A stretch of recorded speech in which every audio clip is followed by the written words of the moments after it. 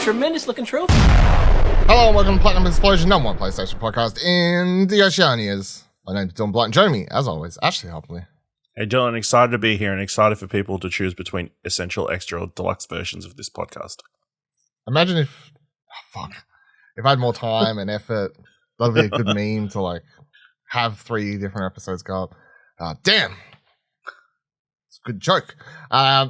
Yes, this week on the show, in the trophy cabinet, gold trophy, Final Fantasy XVI news, and a platinum for, of course, PlayStation Plus changes finally hitting Australian shores as the last place in the world.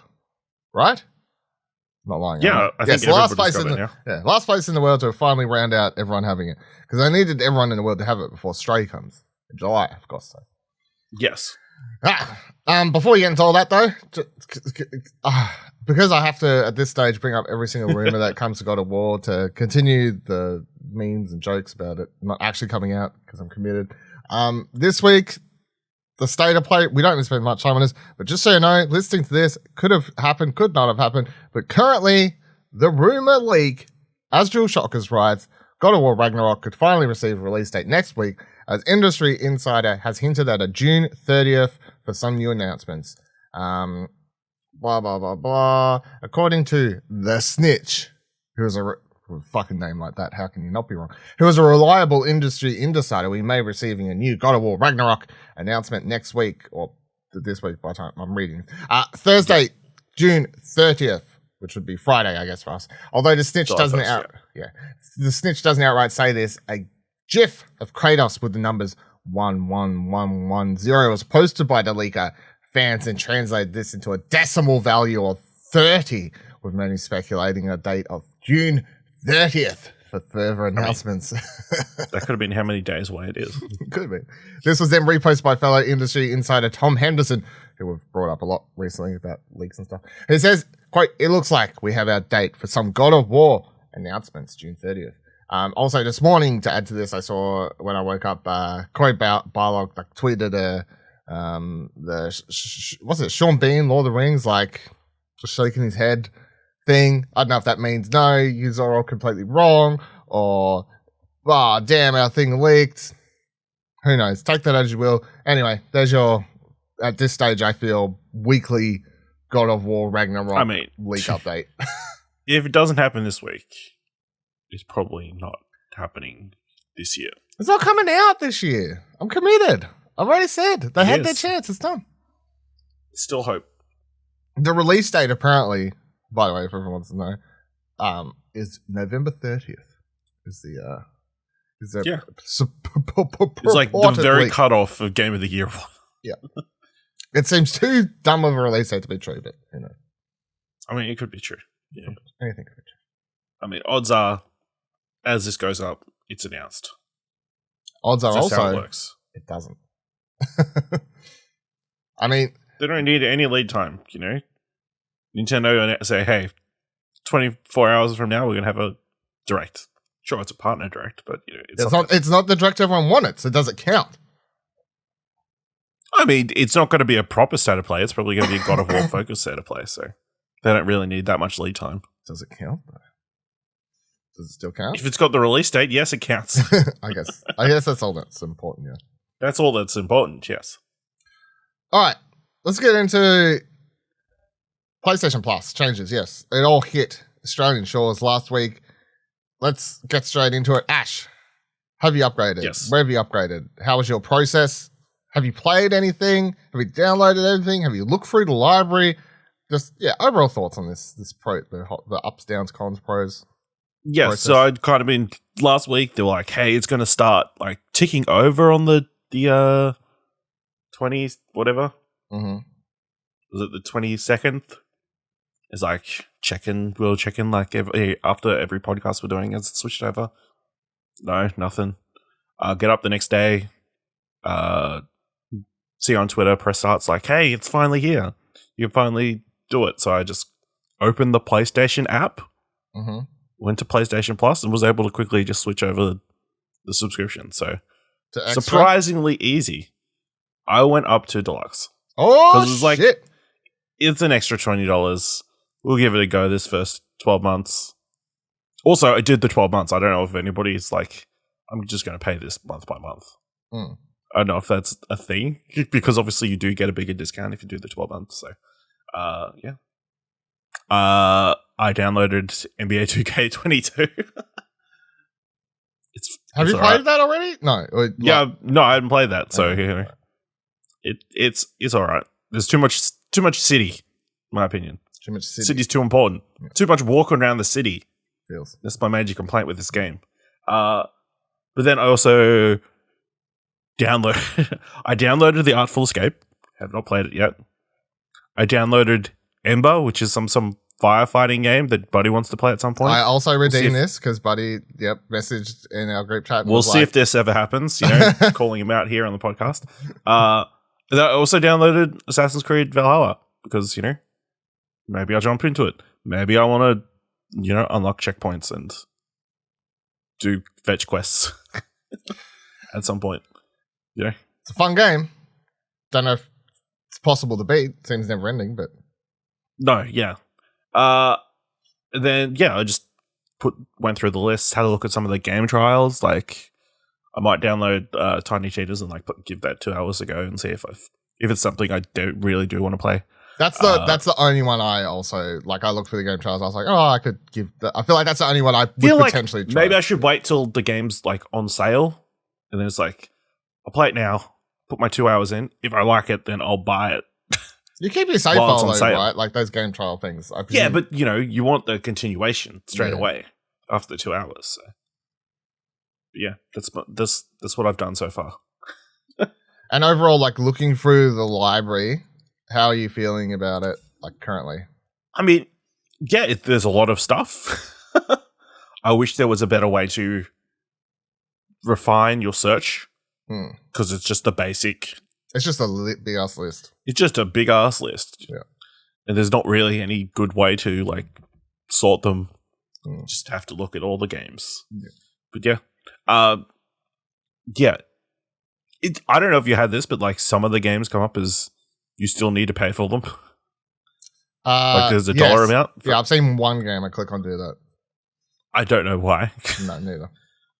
It just seems weird, but yeah. And apparently I've heard from some people games aren't being listed properly on there, not included. So on that overall list. So yeah, I mean, it's what we expected to be. A bunch of games available for a subscription fee. There you go. Not the Game Pass killer? No, I don't think so. We never thought it was. Because obviously, the biggest draw of Game Pass for a lot of people is the day and date element. Yeah. And obviously, they now own a bunch of companies with a lot of beloved games. So yeah, I had to open the PlayStation app. Did it via that way. That morning, I think I woke up because I was getting ready for work or whatever. I think I was doing it while making a coffee, maybe, or something like that. So here's my 3-step, the screenshots I've taken on my phone to boil down the process I had. So at first I opened the subscriptions tab because it's find out what my current plan is and how long I had it stacked up to, because that was something I wasn't actually sure. So the expiry date on my PlayStation Plus plan was the 31st of the 10th, 2024. Oh. So I still had 2 years stacked. But that's less than I thought. Yeah, it is less than I thought. I mustn't have brought any recent, maybe last time. Because there was a time there where I feel I brought 2 12 months in a year or something. That was sales or whatever. So yeah, I had 2 years stacked. And after they announced this stuff, and I know there was PlayStation Plus was on sale, that everyone's buying up and stuff, I chose not to partake in case it fucked me. But so the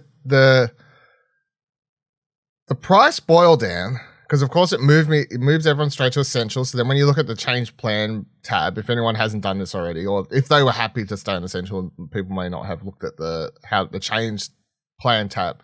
When you look at it, it does easily boil down what each plan gets you. If you're unaware, here's what Essential gets you, here's what Extra gets you, here's what Deluxe gets you, etc., etc., etc. And then at the top, it gives you a price. Upgrade today for X dollars. So the price I had to pay was $176.71. Because as pay for the full 2 years, as we talked about, there's no they don't roll your subscriptions into any numerical value. So my 2 years of stacked essentials doesn't equal 1 year of deluxe, or like this, or 8 months, or whatever. It's literally, you've got 2 months of essential, so you have to pay the difference. But there's also, if I only wanted to opt in for 1 year of deluxe, there's no way to do that. There's no way to even opt into paying monthly for deluxe. It is simply, you have to upgrade your entire currently committed 2 year, 860 days exactly is what it says here. Upgrade for the remaining 860 days, costs 176.71 cents today, and then from then you're going to be paying 154.95 for 12 months after that. So that is, again, the very weird, because imagine if I had it stacked up to like 2030, I would have had to pay like $200, $300 to fucking Switch. And there's no way around it other than making a brand new PlayStation account. That's sort of the ridiculous thing. So I've done that. I haven't really played anything. Time hasn't allowed, but time I've spent playing stuff has been playing the Quarry, which streaming on Twitch.tv. So Slash Explosion Network, by the way, and with Narco Couch if you want to hear my impression so far. But I think the major criticism I would have is just the library layout, because it is really just a big ass list of shit. There's no if I look at Game Pass and I know it's not the Game Pass killer, but I feel like I could still at least compare the library layout and say that PlayStation could do that part better.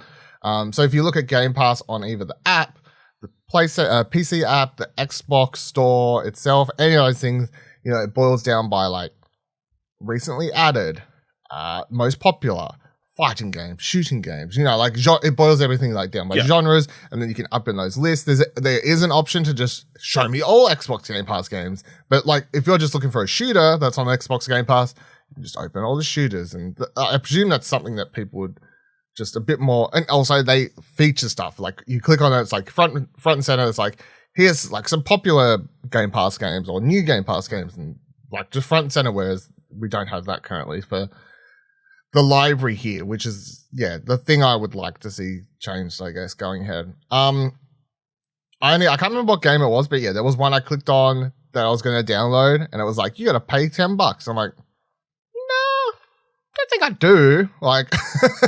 Pretty sure it's part of the subscription that I'm paying for, so no. But at the same time, at least the other thing I saw work was they did say if you had already brought any PS1 games previously on PSP or PS3 or anything like that, you would be able to play those without actually upgrading your subscription. I could see that on games like Siphon Filter and a couple others that I'd already purchased years and years and years ago. I could it says I own those. It doesn't say they're part of my subscription. So that part at least activated. I mean, I have the subscription anyway, but that was the thing that's working. But I was looking through and I was like, I can already be if I downloaded this, that, there's a few things in there I wouldn't mind playing and stuff, so I can see a decent amount of value in it, even for someone like myself who plays, I guess, more than the average Joe Schmo. So I feel if you only if you're just a regular person or whatever, there'll be a lot more value in this than someone who plays a lot of games or a lot of the popular stuff at least. So and it'll grow and change and whatever else. But as far as launch library stuff goes, or process, it's the one big criticism is the fact that I couldn't have chosen to pay for 12 months instead of having to do whatever my stacked is. Feels bad for anyone who does have their PlayStation Plus stacked for 10 years, because oh my god. Oh boy. Get those credit cards out. And then the UI sort of layout of the collection. And then, I don't know. They need to, tying it into the next news story, I think they need to add a section that it clearly explains what games are coming and going, which is something that Xbox Game Pass Xbox does as well. So they'll be like, these games are leaving soon. Here's a selection of games that are leaving soon. It tells you exact date. This game is leaving on June 30th. Hey, if you want to keep playing it, here's a discount. Buy it. So, but Push Square writes, PlayStation Plus extra premium games removed from service aren't yours to keep forever. So they recently reported a couple games featured in the PlayStation Plus Extra and PlayStation Premium / Deluxe for us. They'll be leaving the service fairly soon. This caused a little confusion as many believe that huge libraries of games in their new tiers would be accessible forever, so long as you subscribed and downloaded them to your PS5, PS4. To be perfectly clear, that is not the case. Now, the reason the confusion is, of course, if you have a PlayStation Plus account previously, and if you continue to have an Essentials account, any of the free monthly games, they will be on your library forever as long as you have a subscription active. So you can download whatever, and we'll talk about this month's PlayStation Plus games in a moment, but you could download those games, deactivate your subscription for 6 months. You can no longer play those games, but if you reactivate your subscription 6 months from now, they're still there and you can play them. So you never actually lose access to them as long as you have a subscription. That was like the one asterisk. So people thought that's how the library of PlayStation Extra Premium Deluxe games are going to work. That's not the case at all. Sony did confirm this detail in the new PlayStation.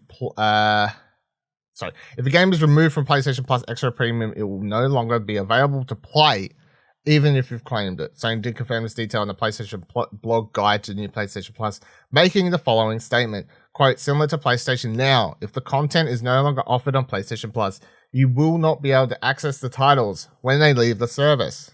As it says, PlayStation Now worked on the same basis. Once the game is taken out of service, it becomes inaccessible even to those who had streamed or downloaded it, etc., etc., etc., etc. So the games that are already announced that they're leaving, by the way, which, they need I think, better show explain, because there is like one tiny section for it, but I don't think it's good enough. But the new PlayStation Plus service has a tab buried at the bottom of the PlayStation 5 homepage. Right, Push Square. Dedicated to telling you all the games that will be leaving soon. So the games that will be leaving soon are NBA 2K 2022, leaves on the 31st of August 2022. WRC 10 leaves on the 31st of August. Red Dead Redemption, 17th of October 2022. Red Dead Redemption Undead Nightmare, 17th of October 2022. And then you've also got Shadow Warrior 3, leaves PlayStation Plus Extra on the 5th of July. And why even be on the surface of that? Well, yeah. I guess for the other countries, it was on there longer because it was part of PlayStation Now, and they had it on that. I guess that's why. Yeah. So then it just translated over, and now it's just like a very short time. It's the same as they write here. Siberia can no longer be streamed through PlayStation Plus, but that doesn't affect us, of course. But some of these are rather short. You just said you played NBA 2K 2022. How do you feel like that's already going to be gone by the end of August? I'll have my fill by then. Yeah. And then who knows, another 6 months, the next one could come, but I don't know. Or, it'll come to Essential. Because, by that point, the new game will be out. It'll be worthless almost. They do quite. You know what I mean? They do quite often give these away on PlayStation Plus games, I guess. I wouldn't be surprised if on PlayStation Plus. I guess that's the question going forward. Not to jump too far ahead, but what the standard of the essential games going forward could potentially be. And you wouldn't be surprising if we get a more regular, analyzed sports title in there. Do you think because it is so easy, easy, yeah. Do you think people are going to get really annoyed, or would you be annoyed if we do see stuff happen where, so say NBA 2K 2022 leaves on the 31st of August, it is in PlayStation Plus around October, November? As an essential monthly game. I don't mind, My save data's still there. Yeah. I want to jump back in. Yeah. It's not like I don't have a bunch of other games that I could potentially be playing in the meantime, so... And the diehard fans of NBA 2K will be jumping on the next title already by that point. So, for the casual fan, I don't think it's going to matter that much. Because, I can see that being a problem. Well, not a problem. Being something that people complain about. And And it's going to happen. I mean, potentially. Well, we'll get into it in a little bit as well about the essential titles, but yeah. Well, let's just do it now. So, PlayStation, Eurogamer writes, July 2022's PlayStation Plus freebie offering will include Crash Bandicoot 4 and the Dark Pictures Man of Medan. That's according to a leaker, Deal Labs. So, these are always right, the leaks. They'll probably announce these. He's been very successful. Yeah. This week they'll probably just get announced officially. This has been happening month after month at this stage. No worries, right? These will be free titles and all. So you got Crash Bandicoot 4, It's About Time. Arcadegeddon will be available for players on PS4 and PS5, whereas the Dark Pictures Man of Medan is only available on PlayStation 4. Blah blah blah blah blah. That's about it, I guess. See, the thing there is, Man of Medan is currently available as part of the Extra and Deluxe subscription. So doesn't currently have a date when it's leaving. No. But may eventually. But also the thing is to take into account is the percentages are definitely going to be highest subscription base, essentials. Second highest, extra. Least subscribes, premium deluxe. Right? Premium deluxe, yeah. So there will be a lot of people who are going to be very happy to get Man of Medan. And there's going to be a bunch of people complaining that it was already part of the subscription and it's a wasted game on them. But there's still going to be a lot of people that are quite happy. And this is just, I think, something that's going to happen now.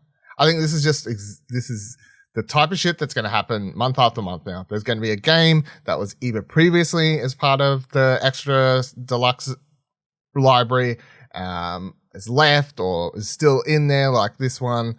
And that's just the way the ball's going to roll now, I think. Right? Yep. Doesn't bother me. I mean, it's fine because, again, you technically own it as long as you've got the subscription going forward. So yeah, that's the major difference. If it does leave the service, which probably will eventually, I don't think, maybe. Like, again, those are the type of games that they make sense to stay on the subscription service, assuming they're getting paid a set amount. Because the hardcore fans have already played it, and you wouldn't be able to sell it at full price as much anymore. So why not? No, yeah. Makes me wonder how they're doing the deals, and it keeps the interest in that franchise going for the next one. You know what I mean? Well, even though everyone's loving the Quarry, which is not part of the Dark Pictures. Yeah, I mean, or keeping that game company's reputation going. Super massive. Yeah. And then on the other ones, Crash Bandicoot 4 is a good one. Like, that's definitely a good game that I think a lot of people haven't played it. Check it out. It's very good. And then Arcadegeddon is... The thing about that is this is the full release now. The game is officially coming out. Previously, it was... Early access. Early access, yeah. And that's all it's been. So this is the full release now. So I played, a few hours with Buddy at some point. When it first dropped, yeah.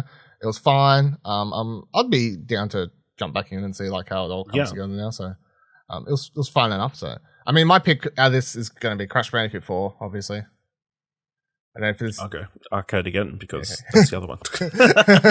You're not playing the Dark Pictures. Yeah. No. Which one's Man of Medan again? Is that the that was the first boat one? That was the boat one. That was the first one with Sean Ashmore. Sean Ashmore. Yeah. I was about to say Iceman, but is that it? No. That is true. Okay. Yeah. I was like, is that the character? But that's also Val Kilmer. Yeah. Yeah, that's true.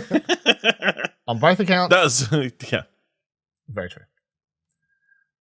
All right, let's get into some other news. So, Final Fantasy XVI had a bunch of stuff happen this week.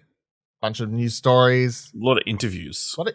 And tidbits and stuff. And I was looking for someone who had just a dot point boil down, and I found one. PC Gamer has one here. It's like one of those, everything we know about the game. And if I skip past the first few bits, which we already knew, then we've got the tidbits here. So I'm just going to read through this. All right, if you've played Final Fantasy 15 or Part 1 of Final Fantasy Remake, you won't be surprised to see that the Final Fantasy 16's combat is action heavy. Final Fantasy 16's party members will be AI driven. Final Fantasy is known for its party systems with deep synergies, but released combat footage mostly focuses on Clive, the player character, in flashy combat against monsters. Player Yoshida confirmed that players will be bringing party members along for battles, but they'll be mostly IA controlled.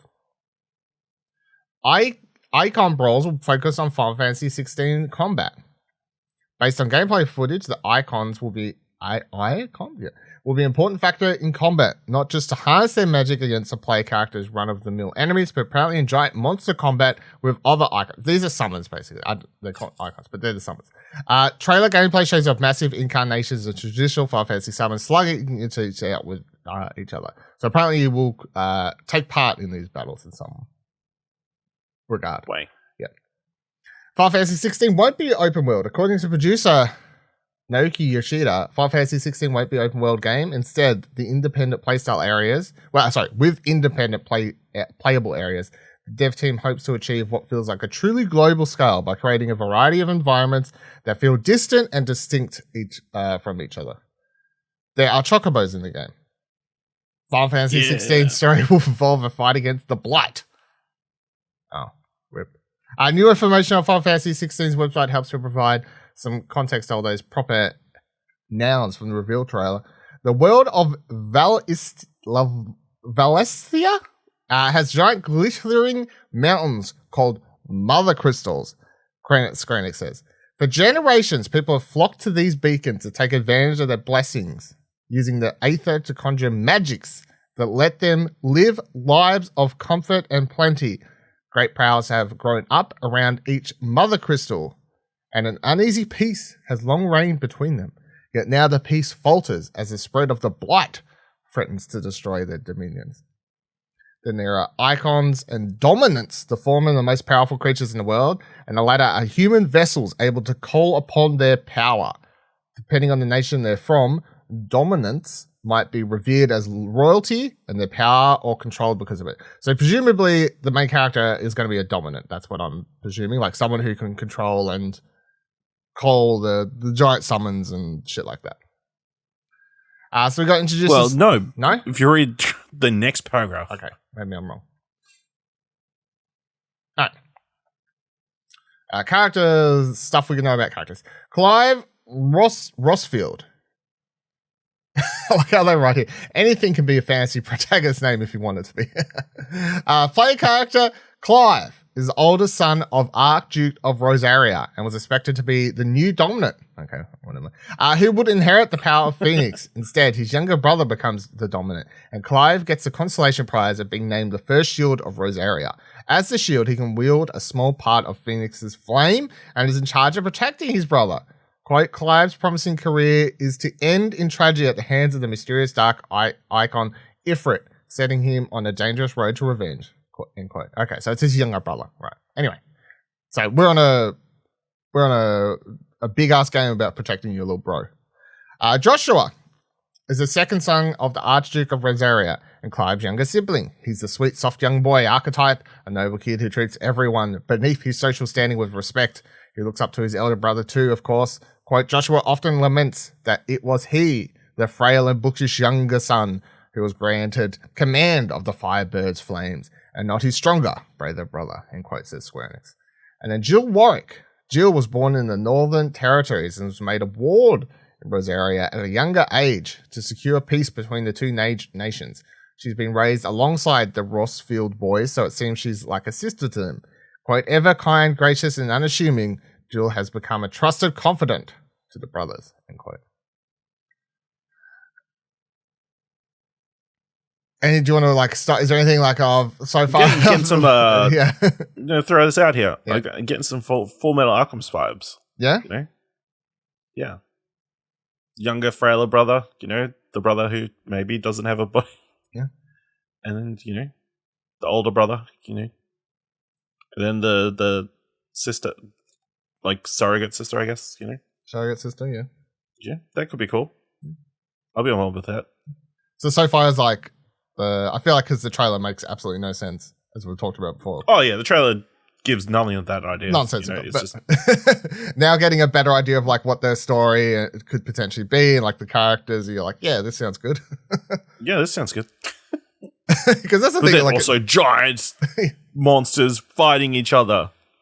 well, I still giant kaiju battles. I still presume, right? So we see giant kaiju summons battles. We have the younger brother who's able to call upon one or some others to do battle. So it's still going to be, I think, this like classic fantasy setting where you've got like battling houses, but you're going to have there's going to be another one controlling another bad, like summon from different, and that's where the battles come. Like that's how I feel like that's the easiest explanation, surely. Like, so you're on a journey to put a stop or do battle or I don't know. Anyway, something along those.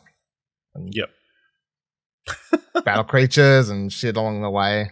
Typical Final Fantasy shit. Yep. Ride chocobos. The Blight, whatever that is. I don't know. It's me.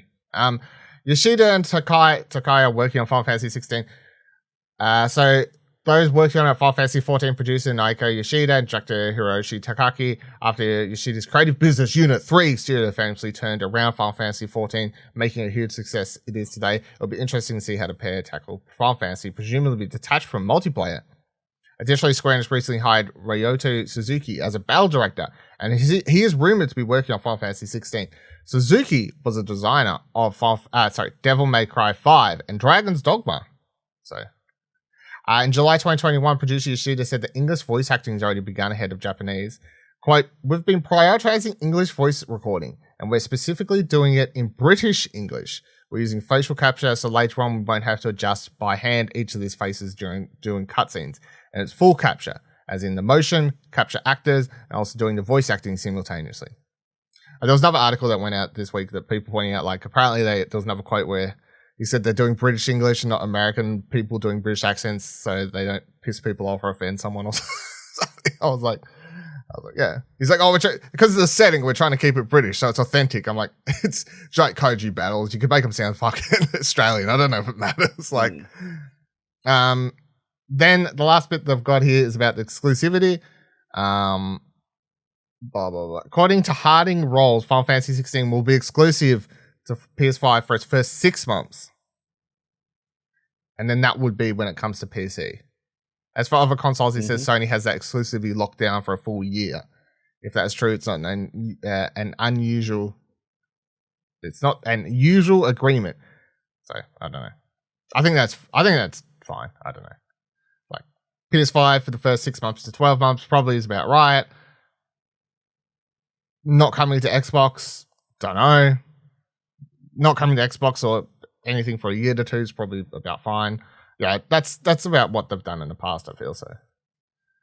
I was keen for the game already, but yeah, reading through people's stories and interviews and just like headline tidbits and stuff that's happened last week as people got to do interviews and stuff, I thought was pretty cool. So I think the game's like sounding really good. I think it's sounding very solid, and knowing that and I have full faith this is actually going to release and not get delayed 10 million times like previous Final Fantasy stuff, which is also quite good. So yeah. I'm feeling pretty excited for it. How are you feeling? Yeah, I'm keen. Of course, it's like 12 months away, but it sounds promising. Yeah. Okay. Not much else you can say about it other than it sounds like they've got a clear vision for this game, and hopefully it comes out. I think in our other discussion where it's like this coming out and then within 12 months, Final Fantasy VII Rebirth?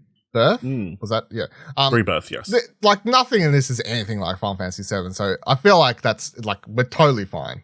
Like I know they're both Final Fantasy games, but they're just so different. Like tonally, characters, general themes, summons, like all this sort of shit. So I don't think like they're going to trade on each other's shoes at all. Kojima cancelled a game apparently. So, but also he's working on 16 at the same time. So, Hideo Kojima, Six Access writes, Hideo Kojima has revealed that his development studio canned an unannounced superhero game that would have starred Mads Mikkelsen as its lead character. The reason why? Kojima claims the project was too similar to The Boys, which follows an underground team of misfits who vow to kill Earth's elite team superhero protectors. After seeing the Amazon television series, Kojima decided to put a hold on whatever he was working on. So he tweeted Which when I saw come up, I was like, sometimes I wonder, Kojima's just such an interesting, because the tweet is, The Boys, which I quit after 3 episodes of season 1. I thought I'd watch the rest of the show. Actually, I watched a few episodes that were delivered at the time when I was about to start a project that had been warming up for a long time. And put it on hold because the concept was too similar. Different settings and tricks. A buddy male-female thing with a special detective squad facing off against legendary heroes behind the scenes. I was thinking of Mads as the lead. It's such like... It's just such a like... I started the show, I stopped, come back to it. It's alright now, I guess. I don't really like it though because it stole my idea. I was thinking about having Mads Mikkelsen as the lead. But I also like how now people in the replies are like, we'll just do a boys game. Like Eric Kripke, or who are like, is that who Kripke? Executive producer of the show, or one of the showrunners, is like, please come make a hashtag the boys game. We can team up and conquer. Huge fan, by the way. And then Effie Star like replies, like, second that notion. So like, it's just like, well, just make the boys game, I guess. I don't know, so. I mean, yeah, but I don't think that Kojima does want to do adaptations. I don't think so either, but what a funny world if that was the thing. But yeah. Also, when I heard this story, I'm like, isn't this just what Suicide Squad's going to be? Well, yeah, I guess. Yeah, that's true. Yeah. Less swearing. Less swearing, probably less violent. Less penises, less violence, less sex with octopuses. I mean, can you imagine what Hideo would have done with, like... Yeah. I don't know if it would have... Yeah. I think he would have gone there. I think he would have been open. I think he could do it. I think he's weird enough. He's weird enough to do so. He's got some weird ideas. He's got some weird ideas. And then rounding out this week's news stories, PlayStation won't be at Gamescom, writes Push Square, according to a statement issued to the German outlet Games Wirtschaft, which I don't think is witchcraft, but it's instead a German word, in which the spokesperson for Sony Interactive Entertainment confirmed that the company would not have a presence at the August convention. Recently, Nintendo did announce it would be attending Gamescom, and we know Activision Blizzard and Take-Two Interactive won't be there either. Sorry, Nintendo would not, and Activision Blizzard and Take-Two. I think I said that wrong. Anyway, all of them are going to be there. According to VGC, a potential reason for this is that many video game publishers have stopped planning large-scale pre-release game demos since the onset of COVID-19. Who to funk it? So, don't expect Sony at Gamescom. I don't know who the fuck's going to be there. Probably Xbox and Jeff Keighley. I don't know who else is going to be there. That's sort of Xbox and Jeff Keighley are like the only people doing conventions and shows. Everyone else is like, nah, we're good. We do our own thing. We do all that. So, all right, well, that'll do it. Not a massive week, but it's fine. A massive week, but not a massive week. Not a massive week, but not a massive week. Need a bit more time. PlayStation Plus launch is here. I'm going to be playing some stuff. I've got stuff downloaded. The stuff I want to play, of course. I definitely want to dive in and check out the PlayStation 1 games. Give them a proper go, not just a 30-minute jump around sort of thing. So, get some trophies. Yeah, boy. And I've got a few other bits and pieces, so get into that in the coming weeks, of course. Anyway, let us know your comments, questions, concerns, how you feel about PlayStation Plus. Have you upgraded even your subscription to Extra or Deluxe? Any of those things? You can let us know on Twitter, explosionnetwork.com/Twitter. Our Discord, explosionnetwork.com/Discord. And if you like this episode or like any of our shows over at explosionnetwork.com, make sure you head on over to explosionnetwork.com/support, where you can drop as little as $1 to help support the website and podcast. And until next week, remember, every trophy counts.